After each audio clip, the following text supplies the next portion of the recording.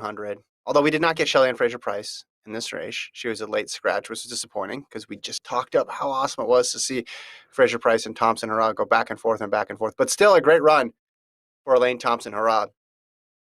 Don't let the fact that she's run 10.5 trick you into the fact that a 10.7 low isn't impressive. This is a great effort for her. Easily wins this one. Shericka Jackson gets in for second in 10.97, but Thompson-Herah, a 10.72. You stack up all of her performances now this season in 10.5, 10.6, 10.7, 10.7. It's just a model of consistency for Shericka Jackson for Elaine Thompson-Herah, and just consistently dominant, save for a couple performances this year. I mean, what did you think? Did you think that she had the opportunity to go faster, or did you think that kind of went out the window when Fraser-Price scratched? Yeah, I didn't think it was going to be like a record-breaking type run. I think you're bound to have kind of a not disappointing, but like a subpar to your level performance when you're traveling all over Europe. You have race after race after race.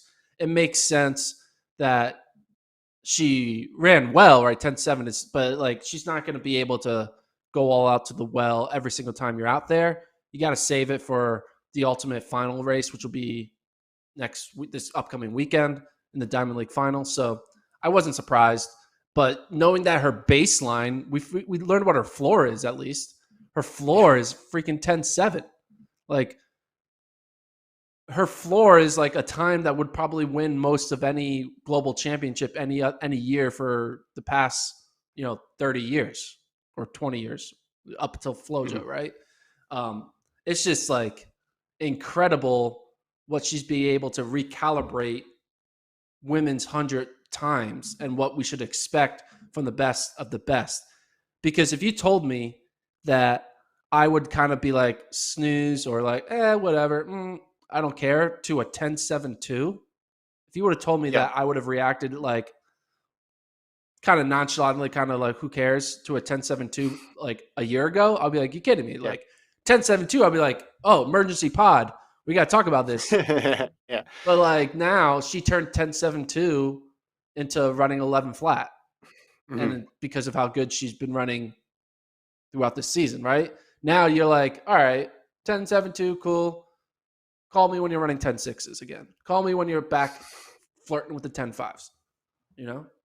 Only Well, that post. you're in the new realm when you just make greatness feel mediocre, right?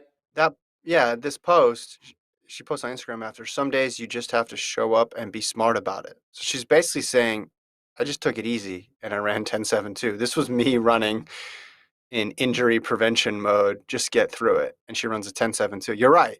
10.7 any other year, except for a couple, winning gold, that's going to be the highlight of your year. You're going to say, hey, man. And then she had that 10.7 too. She had all these sub 10.9s, and then she had that big outlier, that 10.7 too. But for Thompson-Herah, it's just another in a long line of dominant performances. I hope we see them again this year.